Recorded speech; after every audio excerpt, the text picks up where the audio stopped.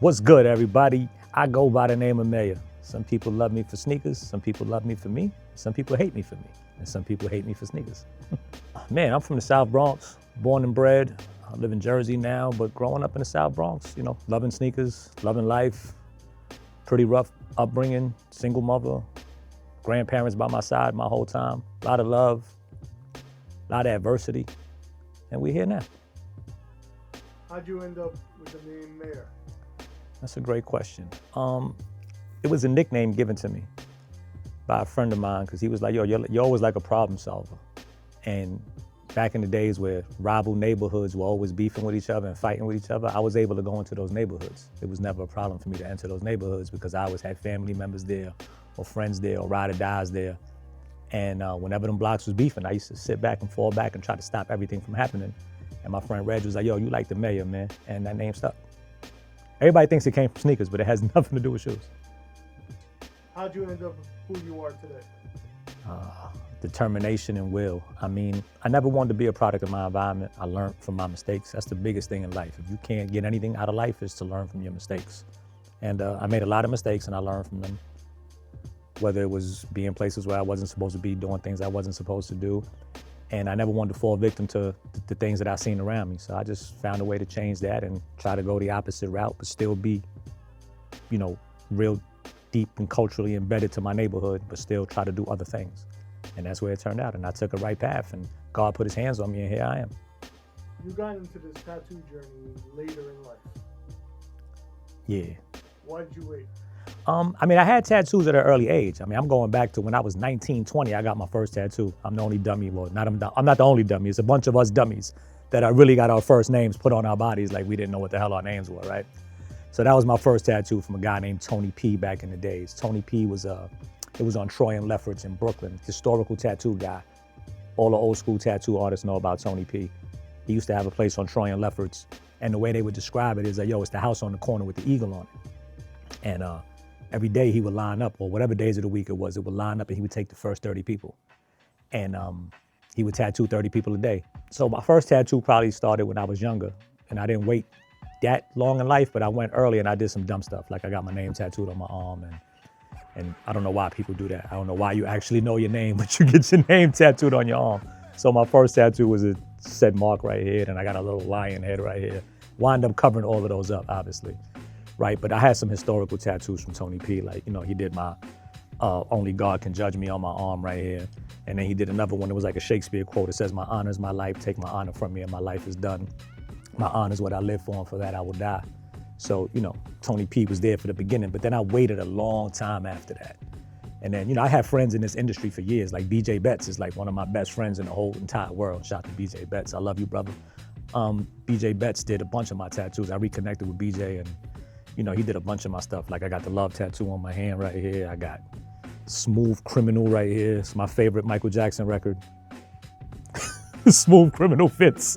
And the year I was born right here, 1972. I got a big lion on my shoulder with a little cub, and that represents me and my grandson. My grandson's named Noah. I got another tattoo right here, some black roses. I got a tattoo on my back. I got tattoos on my chest now, but it's just, the journey's the journey. And sometimes you just wake up and you want to do things. And I just, like today, you know what I'm saying? I called Sammy a few days ago. I said, yo, I need to get something done. And Sammy was like, hey, I need to interview you. I said, well, hey, here we go. And now we're here and I got an amazing tattoo today and it was dope. The tattoo today is just, so I have my mother's name on me, I got my daughter's name on me, I got my grandson's name on me. I never had my grandparents' name on me. My grandparents is what represents my whole life. My grandfather instilled everything in me to this day. When I go out to dinner, one person, 6 people, I pick up the check. My grandfather taught me that a long time ago. If you have it, do it. It's gonna come back to you tenfold. He taught me this when I was 16, because he died when I was 16, 17. So he taught me that at a young age, and my grandmother was my best friend, man. When I was outside doing the things I wasn't supposed to do, my grandparents were my safe haven.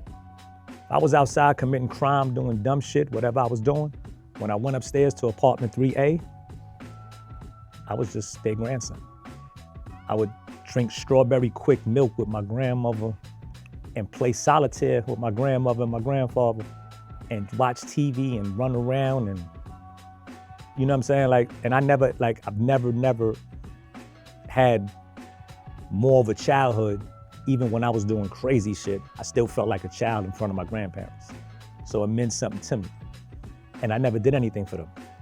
So today I just woke up, and I always have this funny thing. If you know me, in my fictitious world, I think I'm Batman, right? So it's even on my phone. If you look at my phone, my screensaver is Batman. Like, I really think I'm Batman.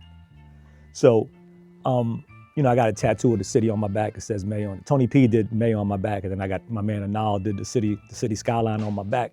So when I got the doves on my neck today, I got the dove on my neck with my grandmother and my grandfather's name.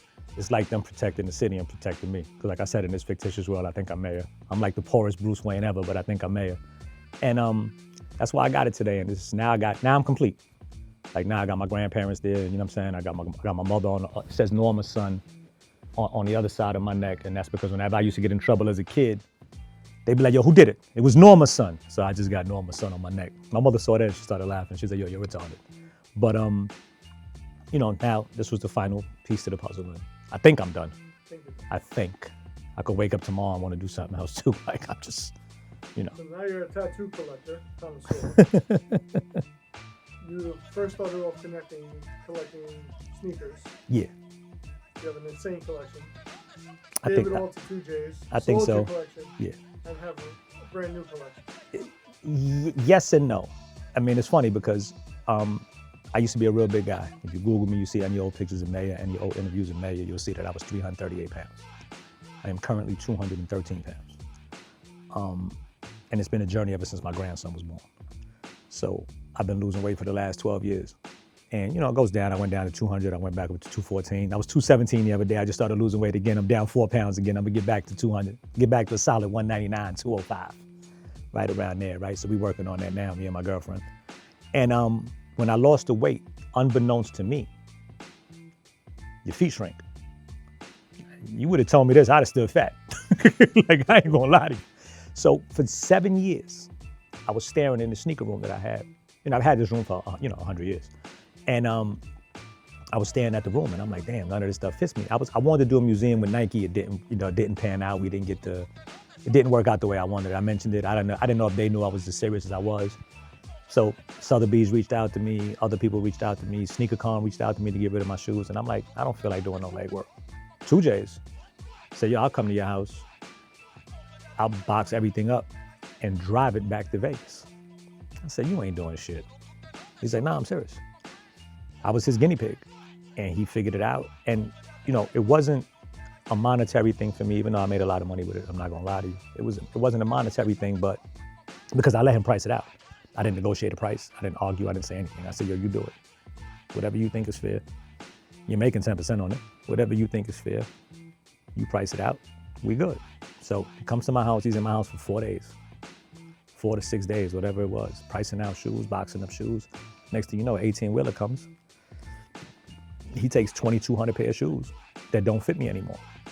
Because again, when I lost the weight, I didn't know your feet shrink. I went from a 9.5 to an 8.5. Now I love shoes, but I'm not that guy that's putting on 3 pair of socks to wear a pair of sneakers. It's not happening. I'm sorry, I'm not doing it, right? So we box everything up. We come up with a number. He consigns everything. $1.2 million later. Shoes are gone. Everything. I'm in a good space. But I still love shoes, right? So I'm still buying sneakers. I'm not rebuying all the old stuff. I'm not doing that. So it's just regular stuff, regular Air Force Ones, regular this, regular that. Buying shoes again. Next thing you know, I'm back at 1,200 pair of sneakers. I'm like, what the hell? So that's what it was. And then recently I started getting rid of some more stuff that I didn't want. I let Danny from District 1 take some shoes. And I still love sneakers, right? I'll be 53 in a couple days. And I still love shoes, right? And I still feel young, right? Like, I think I look great for 53. And I never let age define me. I'm still outside, I still get fresh, I still get fly. Except for when you come get a tattoo. Any other interview I ever do in my life, I got on jewelry, I got on watches, I dress nice. Come to get a tattoo, you just put on something and come get a tattoo, right? Just make sure you take a shower before you come. And I still want to be that guy. I still love getting fresh. I still love getting fly. I still love looking good, right?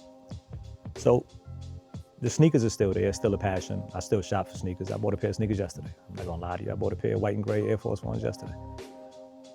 But yeah, sneakers are still there. It's a passion. I love it. It ain't going nowhere.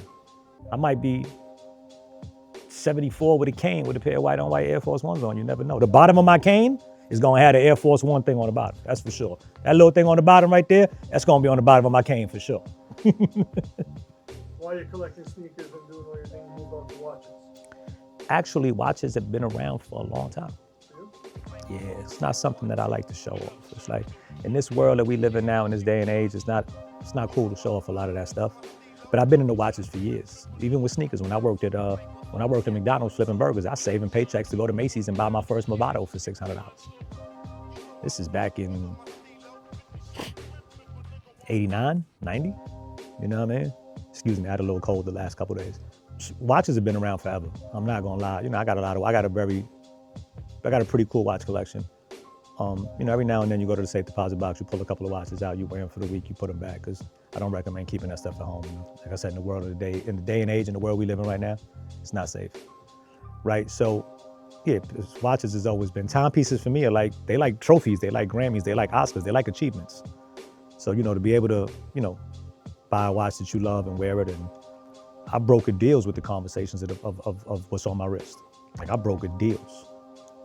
Like, I'm in a room with CEOs and everybody got on suit and ties. I got on sweatpants, pants falling off my ass with a hoodie on, and the guy's like, yo, how did you get that 5980 Patek? I'm like, well, let's talk about it. Next thing you know, everybody in the suit and tie is mad, and me and the CEO of the company is brokering deals. So, you know, I've learned watches is a staple of conversation. It's, again, for me, they're like trophies, and they're like my Oscars and my Grammys, because I ain't a rapper, right? So it's always been that. Timepieces have been around with me for a long time. I got my first Rolex at 18, 19, I bought my first Rolex. No, I don't have that anymore. I might have gave that one away. I gave my daughter a watch recently. I gave my daughter a watch the other day too. But yeah, I got a lot of watches. I'm not gonna put a number on it, but I got a decent amount of watches. I actually see you collecting it like now to show you something. Yeah, I said I'll bring 3 pieces out, you know. Thank God we set up the time good enough that I could run to the safe deposit box and grab some. So I grabbed 3 pieces out the box, and they're right here. First one is, I recently got this. This is the last watch I got. This is a Rolex Daytona yellow gold. This is a Le Mans edition. So that little red 100 right there is for the Le Mans. And this watch is a very expensive watch on the secondary market now. Retail was $64,000. I've seen it on the internet for upwards of $280,000. So, you know, these are, you know, I'm not selling my watches, but these is investment pieces. God forbid I'm not here no more. My children have something to, you know, real estate. You know, I own a couple of properties, watches, jewelry. You know, that's for my kids. At the end of the day, this was just my Rolex AD looking out for me. Shout out to Gerald Peters. So I have a great relationship with Gerald Peters in Staten Island. This is my AD. Sorry, Gerald, they're gonna drive you crazy now and call you every day. It might work for you, it might not, but I apologize in advance. This watch, I had no clue it was coming. This is an off-catalog watch, by the way, too. So it's an off-catalog, it's not on the catalog. If you look at the Rolex thing, it's not there. If you look on the Rolex website, it's not there. You could build it, but without the 100, obviously. And I was asking for something else. I was asking for a watch called the Cotton Candy. It's a gem set, colorful stones on a Yachtmaster, right? And it's called, they nickname it the Cotton Candy because of the colors of the stones. And I asked them for that watch, and I was driving them crazy. And I knew the grand opening was coming, so I figured, you know, I'm assuming that, like a sneaker store, when you open up a sneaker store, Nike gives you a bunch of stuff to have for the public. I figured he would have got loaded up with some watches. So I was on his neck for this watch. I said, yo, I need this cotton candy. I need this cotton candy. So he calls me. He goes, yo, 2 days before his grand opening, I'm driving him nuts. And Sammy, you know me. Anybody that knows me, I am a professional pain in the ass. If you give me your phone number, I'm using it. And I warn you in advance, don't give me your number unless you want me to use it, right? So I'm driving him crazy, right? So he calls me 2 days before the opening. So now when I see his number, I get excited. I'm like, yo, what's up? He goes, I got good news, and I got good news. All of my mom like cotton candy. Yeah, what's up? I'm like, yo, what's up? He goes, the good news is you're not getting your cotton candy. Fuck you mean I'm not getting my cotton candy? Like, I'm angry, mad. Like, fuck you mean I'm not getting, like, Old Mayor came out. Like, fuck you mean I'm not getting my cotton candy? He lets me talk, he lets me rant. I always get a, yo, hold on. He let me rant. And finally I stopped. He goes, now you want the good news? I go, yeah. He goes, I'm getting you a Le Mans. I said, fuck the cotton candy. Like, it's exactly what I said. I said, fuck the cotton candy. So he gave me the Le Mans 2 days before the grand opening. I wore it to his grand opening. Everybody was like, yo, wow, he must love you. Because, you know, there's guys that just, you know, I know he has relationships with other people, but, you know, he gives me the watch. They sell me the watch. They tell me, you know, you've done a lot for me. You brought me a lot of clientele. We appreciate everything you do for me. I'm one of those guys, right? You know, I live my life like I'm a giver. I like to do for people. You know that. You call me for anything, I try, even if I can't. You want sneakers, I get them for you sometimes. Sometimes I can't, but it's never not the phone call. I don't ever screenshot you. I always screenshot you. Y'all made the phone call. I try 4 different people. Somebody's gonna come through. I'm one of those guys. But I don't live my life expecting anything back in return.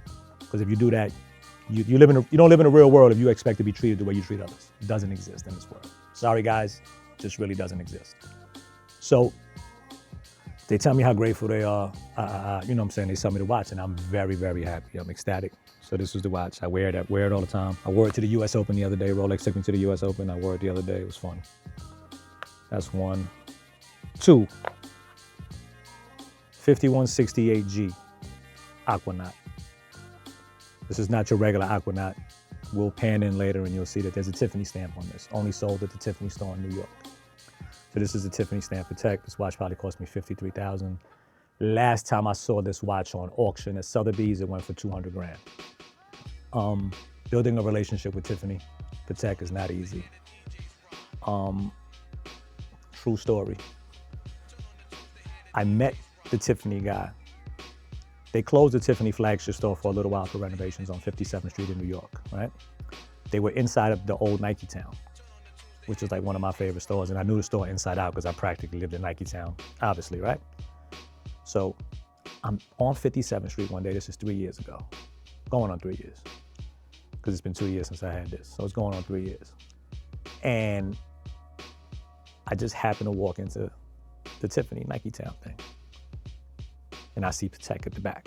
Now I know they had Tiffany stamp Pateks, but I never even bothered because I have a few Pateks before that are in Tiffany stamp. I got a 5164R, I got a few others. I got a 5980 two-tone. And if you know me, you know I like to crack jokes, right? I walked in on my knees. I dropped to my knees and I walked into the Tiffany section on my knees. And the guy was like, yo, get up, what are you doing? I said, I'm just here begging for a watch. That broke the ice. If I'd have walked in there regular mayor, pants off my ass, I don't think they would have looked at me the same, right? So I walked in there the way I was. I just cracking a joke. I made him laugh. Come to find out that my AD, Mr. George Shoulders, he's from the Bronx. We're from the same neighborhood. So we just start talking and we build an amazing relationship. And after a while, you know, they took a liking to me and they sold me a watch. And, you know, I'm waiting on another one from them now. And I'm hopefully it comes by my birthday in a few days and I'll be a happy guy. But this is one of them pieces. This is one of them pieces. Third, shout to Audemars Piguet, AP on 57th from Park Avenue. Shout to Natalie, shout to Myra. This is a frosted Audemars Piguet Royal Oak with a purple dial. There's only 200 of these in the world. This is a 1 of 200 piece right here. It's a unique piece. I love it. It's one of my favorite pieces. I wear it all the time. There's really no story. It's just, you know, AP. AP is a very hard company. It's another, you know, again, it's all relationships. AP only makes like 55,000 watches a year. So to be able to get into the AP world, you know, it's cool. They recently sold me they sold me a jumbo ultra thin a couple of months back. And I'm still waiting on my ceramic, but we'll see. Maybe one day I'll graduate to a ceramic. Maybe one day I'll crack the code. Natalie, Myra, please, begging, please, please, please, please, please. But yeah, this is some of my watches. And again, I have other watches, but you told me to bring out 3 beautiful pieces. So I did, you know, I have Vacherons, I have other watches, you know, so, but this is it. And I have a beautiful watch case made by Gerald Peters. He gave me an exotic skin watch case. They gave me this for my birthday a few years back with my logo on it. And this is it. What else you want from me? A few more questions. Of course. What would you What would you tell a 19-year-old mayor? Buy real estate. Buy real estate. Buy real estate. I was late to the party. I got 4 properties now. I'm happy I have them. 3 of them are paid off. Actually, I have 5 properties now, I'm sorry. 3 of them are paid off completely. I collect rent to pay my mortgage and my car note. I'm very happy. Again, it's something to leave my kids. So buy property. Buy property is all I would have thought about. A lot of people don't like real estate. I love real estate. Because at the end of the day, you're collecting for the rest of your life. You can borrow against it. Property goes up. If it goes down, you're still collecting rent. Rents don't go down. Rents go up. Like, rents don't go down. So you're gonna collect forever, and it's income, and it's great, and it's a beautiful thing. So that's what I would have told 19-year-old Maya. Buy real estate. Fuck all that other dumb shit. Buy real estate. And Lord knows I bought some dumb shit in my life. I still buy dumb shit in my life, so. I'm not amazed at who I turned out to be. I'm amazed that I was able to dodge a lot of the bullshit in my life. And I owe that to my mother. I owe that to a mean little old lady that used to beat the shit out of me if I did something wrong. My mother would hit me with a television if I did something wrong. And I wouldn't have it no other way. It's my lifeline. It's my lady. She did it by herself. Grandparents helped, obviously, like I said, but my grandfather died young. My grandmother died like 10, 12 years ago. My grandfather died in my arms, which is another why I'm so close to him. Like, it's a crazy story. It's too long of a story to tell, but I was in high school getting into a fight. I was getting suspended. And I was smart enough I was the proctor on my grandfather's, when they tell you fill out a form for the proctor, I was a proctor in high school. I didn't have a cell phone back then. I gave them the school number. God is the greatest, man. God is the greatest. They called, I was getting suspended, bro. They called the school. Me and my mother was sitting there. And they called the school and they asked for Mark Farisi. And the schools, they bugging the fuck out, like, why is I grabbed the phone immediately. They said, yo, your grandfather's not gonna make it. All we could do was call the tracheotomy and keep him alive for a little while. If not, me and my mother got out of there, jumped in the cab, went to VA hospital in Kingsbridge. I got up there, I busted in the room. Grandfather was shaking, I grabbed him, I was holding him, hugging him. Squeezed my hand so hard. Man, he was 80 some odd years old, 90 some odd years. He had a grip and a half on him, bro. Like, he squeezed the shit out of me and he died. And that's why that's my guy. Like, I start crying, that's my guy. Like, that's my guy right now. But to answer your question, it's my mother, man. Like, the ass whippings and them getting hit in the head with TVs and all that. My mother coming outside to get me when it was too dark outside and I wasn't supposed to be outside. My mother. And mind you, I did some foul shit that she found out later on in life, and it came back to bite me in the ass and all that, eventually. But I owe it all to her. Like, one of my last questions. Don't start crying on me. I heard your voice, man. I know it could have turned into a tearjerker just now, but I ain't let it go there, man. I hear about my mother. But what's next for you? You're the man that knows everybody from A to Z. You know everybody. Yeah. You had every piece of every sneaker in the world, any watch you could possibly get. You have any clothing you want. What's next for you, and what's the one thing you never grasped yet? So, right, everybody's gonna say they want to be rich beyond their beliefs and all that. I don't believe in none of that stuff. I mean, let me hit the lotto tomorrow, I'll be very happy. But I just want to see my kids win. So, my daughter, she's a single mom. My grandson, I got a grandson that's 12 years old already. So I'm in his life. Like, I was playing basketball with him. I twisted my ankle yesterday playing basketball with him behind the house. Right? So I just want to see my family win, right? And I want to be able to put them in position, right? And I say this, and I hate saying this because this is the clips they always go back to when you're dead, right? I could die tomorrow with a smile on my face, though, because I know that I left something behind for my kids, right? And I left something for them to win. Now, hopefully they don't fuck it up, and it can create some kind of generational wealth. There's 5 properties that 3 of them are paid off. The other 2 have very, very minimal mortgages. There's watches, there's jewelry, there's assets, there's things for them. So I want to see them win, right? And in the same token, my daughter works every day. Come home, single mom, does everything for her son. Soccer practice at 8 o'clock at night when she got to get up in the morning. I assist in any way, shape, or form, but I'm a tough lover. So, she never needs for anything, but I'm not gonna run and go to practice with my grandson right away, unless it's like one of those. I like her to see what it is. Because kids don't live in the world we live in now. Kids they just think that these things just happen and it's normal, and that's not what it is. So I just want to see them win. I want to see them succeeding. I want in life. I'm gonna figure it out. I figured it out. What's next for me is just to watch them. I want to watch them blossom. It's a smile on my face. I just want to watch them blossom, because if they blossom and they come out to be what they want to be, I did it. You know what I'm saying? We had help along the line, obviously, and that's what it is. We got a super bond. I've had my daughter since she was 15 years old.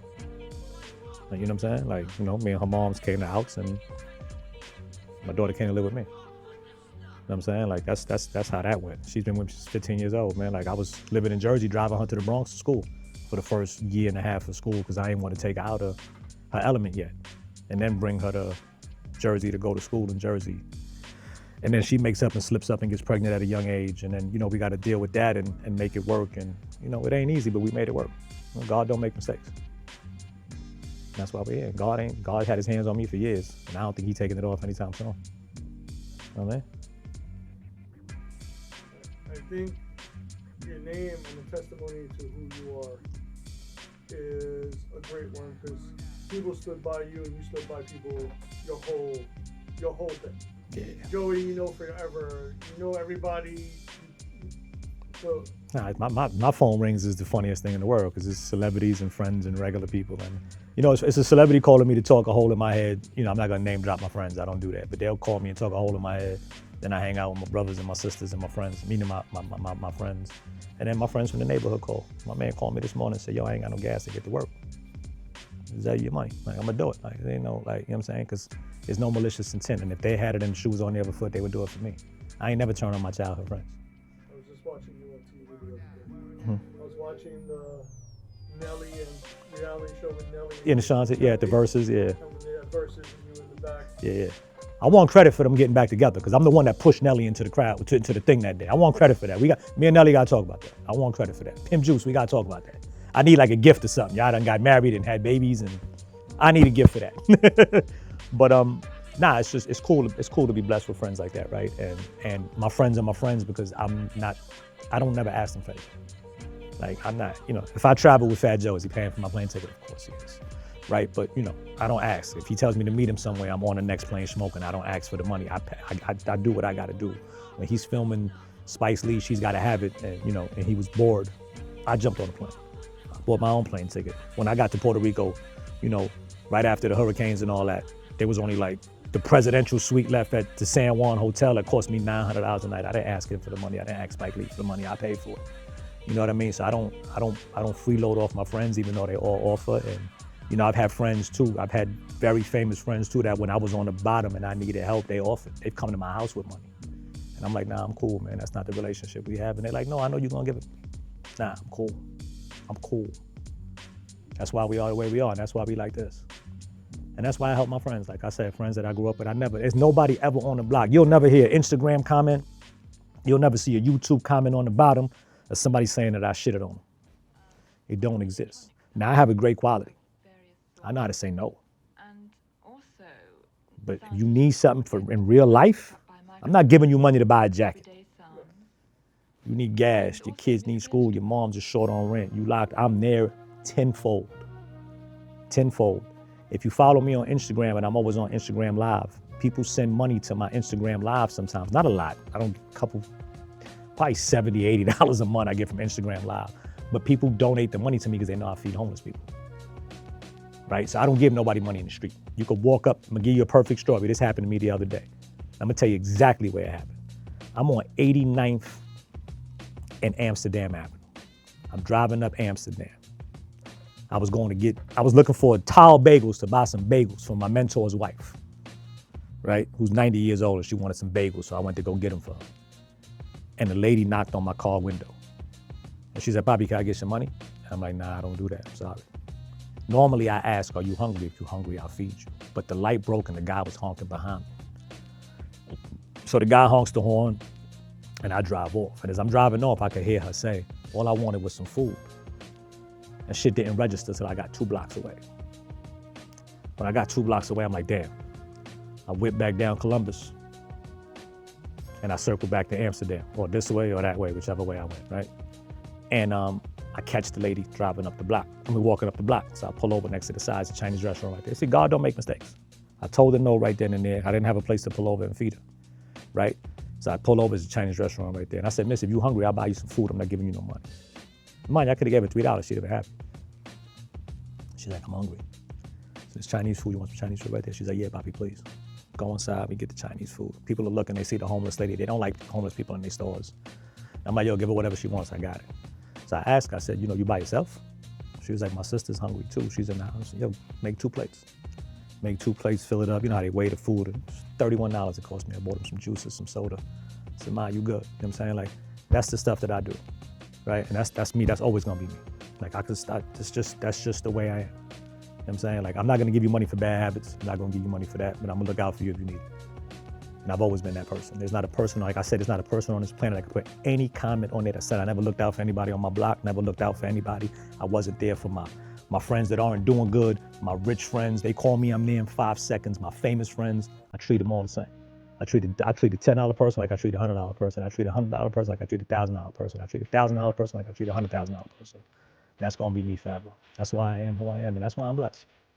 And that man ain't never gonna take his hands off me. And Lord knows I did some foul shit in my life, some real foul shit. And I live my life on the scale. But you know what? God got his hands on me. For damn sure. One last thing. What's the last thing you want to tell us? Like, tell the world? I hate Sammy.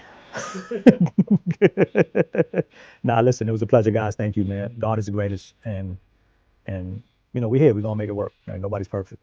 Life is gonna give you bumps, man. Ride through them bumps, rise to the occasion. God don't make mistakes.